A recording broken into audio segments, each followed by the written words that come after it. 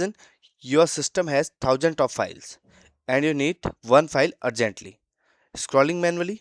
No, impossible. So in this video, I will show you how to search anything in Linux. Last video पे हमने permission के base पे सब कुछ cover कर लिया था।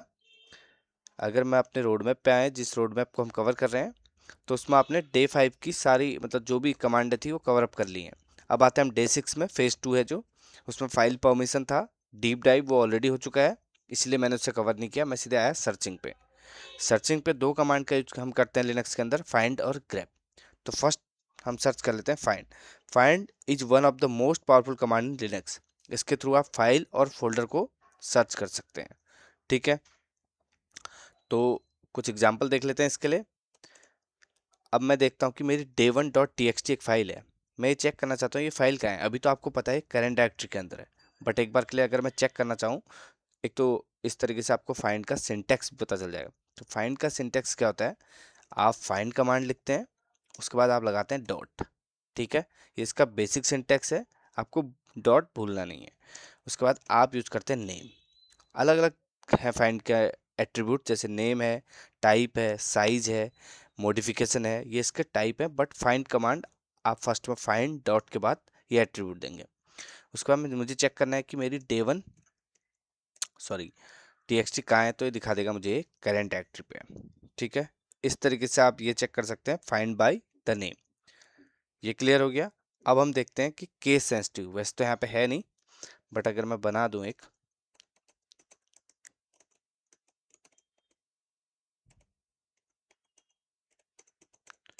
ठीक है, मैंने अब एक कैपिटल पे बना दी day1, एक स्मॉल पे, और सेम कमांड को फिर से चलाता हूँ, तो इसने आपको कैपिटल वाली नहीं दी। ठीक है, क्यों नहीं दी, क्योंकि ये केस सेंसिटिव है। इसको आप अगर आई लिख देते हैं तो अब देखते हैं आपको दोनों फाइलें मिल जाएंगी।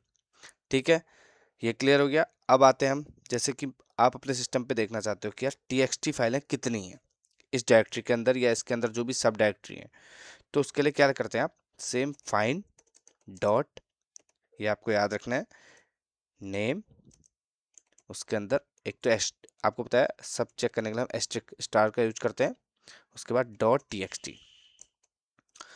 अब मैं एंटर मारता हूँ, देखो day1.txt है, करंट डायरेक्टरी के अंदर आपके ओल्ड फाइल .txt है, इसने सारी फाइलें दे दी। अगर आपको देखना है करंट डायरेक्टरी के अंदर, तो आप देखेंगे यहाँ ऑलरेडी ये दो फाइलें पड़ी हैं जो आपने अभी चेक कर ली। ठीक है, इतना क्लियर है। अब अगर आपको डायरेक्टरी ढूंढनी है, इसके अंदर फाइंड करनी है केवल डायरेक्टरी, तो उसके लिए क्या होता है, फाइंड डॉट, आप ऐसे टाइप लिख लेंगे और टी, तो ये आपको डायरेक्टरी दिखा देगा।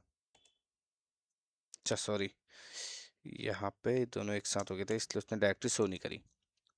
यहाँ पे जब मैंने फाइंड डॉट यूज किया था वो टाइप के साथ एक साथ हो गए थे, इसलिए उसने क्या दिया, slash type no such file और डायरेक्टरी। एक एरर आ गई थी, बट मैंने इसे स्पेस दिया तो उसने आपको दिखा दिया करेंट डायरेक्टरी और कैसे इसके अंदर दो पड़ी हैं। मैं इसे क्लियर कर लेता हूँ और फाइंड की कुछ कमांड, जैसे अब हम देखना चाहते हैं कि लास्ट 1 डे में किस किस फाइल के अंदर आपका मॉडिफिकेशन हुआ है, तो उसके लिए मैंने कमांड आपके सिंटेक्स यहाँ पे रख रखी है जो मैं डिस्क्रिप्शन पे डाल दूंगा सारी। तो ये है, ठीक है। अभी क्या है मैं आपको समझाता हूँ पहले। देखो आपने फाइंड किया dot M for modification time, आपने -1 दे दिया, इट मीन्स लास्ट 1 डे। आप इसे बढ़ा भी सकते हैं, घटा भी सकते हैं। ठीक है, तो इन फाइल्स के अंदर आपके मॉडिफिकेशन हो रखी है। अभी आप अगर देखना चाहते हो कौन सी फाइल का साइज मेरा 1 MB 2 MB आप साइज के बेस में करना चाहते हो, तो वो भी आप कर सकते हैं। जैसे आपके पास 100 फाइल्स हैं, कोई 1 MB से ऊपर है, कोई 10 MB से ऊपर है, तो आप इस तरीके से चेक कर सकते हैं। ठीक है, मेरे इस डायरेक्टरी और इस सब डायरेक्टरी के अंदर कोई भी 1 MB से ऊपर नहीं है, बट हाँ परमिशन बेस मेरे अंदर फाइल है। मैं चेक कर लेता हूँ। मैं अगर आपको दिखाऊँ ना एक बार के लिए, तो आप देखेंगे मेरी जो एसएच फाइल है उसको मैंने पूरी परमिशन दे रखी है। फर्स्ट फाइल ये है, ठीक है। अब मैं चेक करता हूँ किस किस को मेरी परमिशन है। परमिशन का क्या क्या, देखो उसने dot slash sorry dash permission 777, तो आप देख रहे होंगे फाइल डॉट एस को पूरी परमिशन है। तो इस तरीके से आप फाइंड का यूज कर सकते हो। फाइंड का यूज क्यों होता है, देखो find works in real time and searches deeply inside directory. जहाँ बहुत सारी सब डायरेक्टरी होती हैं, उसमें फाइंड का बहुत ज़्यादा यूज किया जाता है। तो ये तो हो गया फाइंड का यूज कि आप अपने सिस्टम के अंदर फाइल और फोल्डर को कैसे चेक कर सकते हैं। या कोई डायरेक्टरी या डायरेक्टरी के अंदर आपकी फाइलें बनी हैं तो उनको कैसे सर्च कर सकते हैं। हम ये सोचते हैं कि यार चलो फाइल और फोल्डर तो हमें मिल गए, बट हम इनके अंदर अगर कुछ सर्च करना चाहते हैं, मैं किसी फाइल के अंदर कुछ सर्च करना चाहता हूँ, तो मैं उसे कैसे करूँगा। तो उसके लिए ग्रेप का यूज होता है। ठीक है, अगर आप ग्रेप का सिंटेक्स देखेंगे तो यहाँ पे आप देखिए ग्रेप, उसके बाद आप सीधे नेम दे सकते हैं और जो भी आपकी फ़ाइल है, मैंने अपनी इस फाइल के अंदर कुछ थोड़ा बहुत लिख रखे हैं कुछ चीज़ें, तो हम इनको सर्च करते हैं। जैसे हम फर्स्ट एरर को सर्च कर लेता हूँ, क्योंकि आप जब भी कोड लिखते हैं एरर ही सर्च करते हैं, तो उसके लिए क्या करते हैं ग्रेप। ठीक है, आप जैसे मैं अगर आपको दिखाऊं तो आपने यहाँ पे लिख रखा है, उसमें मैंने सर्च करने के लिए कमल एक नेम का यूज़ किया था। मैंने अभी क्या किया ग्रेप, अब हम एरर और किस फाइल के अंदर हम सर्च कर रहे हैं। ठीक है, तो मेरा क्या है एरर, और मेरी फाइल सॉरी और मेरी फाइल कौन सी है day1.sh। तो इसके अंदर दे रहा है किस मतलब इसने बता दिया कि एरर कहाँ पे है, बट आपने देखा है कि इसने मुझे स्मॉल लेटर पे लिखी हुई एरर शो करी, बट जो मैंने कैपिटल लेटर पे लिखे हैं वो उसने शो नहीं करी। तो उसके लिए क्या होता है, आप इधर आएंगे और केस सेंसिटिव के लिए आई का यूज कर देंगे, जैसे आपने फाइंड में भी ये यूज किया था। ठीक है, तो अब देखिए, अब इसने दोनों को हाईलाइट कर दिया, एरर को भी और कैपिटल एरर को भी। सेम इसी वे में अगर आप सक्सेस को देखना चाहें, ठीक है, तो इसने देखिए तीनों जो भी फाइल के अंदर सक्सेस लिखे हैं वो आपको शो करा दिए हैं। इस तरीके से आप ग्रेप का यूज कर सकते हो। ठीक है, एक केस सेंसिटिव के, अब आपको देखना है कौन सी लाइन पे है, अब आपको नंबर ऑफ लाइन भी देखना है। देखो अभी अगर मैं day1 को ओपन करूँ ना, तो आप देख रहे हो केवल 3 लाइनों का कोड है।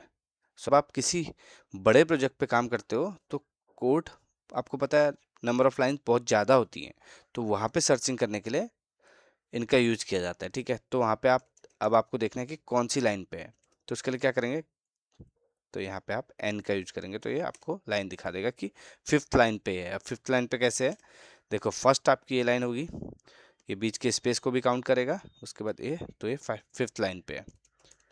अब मैं आता हूँ अपनी करंट डायरेक्टरी के अंदर, एक फाइल को ओपन करता हूँ। ठीक है, और इसके अंदर मैं फिर से सक्सेस को लिख लेता हूँ और मैं पीछे आता हूँ। अब आपको देखना है कि सक्सेस आपके किस किस फाइल के अंदर लिखा है, मीन्स कि एक तो आप अभी /home/गौरव डायरेक्टरी के अंदर हो, इसके अंदर जो भी सब डायरेक्टरी हैं उनमें अगर सक्सेस यूज हुआ तो उसे कैसे सर्च कर सकते हैं। तो उसके लिए आप क्या यूज करते हैं ग्रेप आर, फिर आपने सक्सेस लिख लिया। ठीक है, उसके बाद आपको लिखना होता है इंक्लूड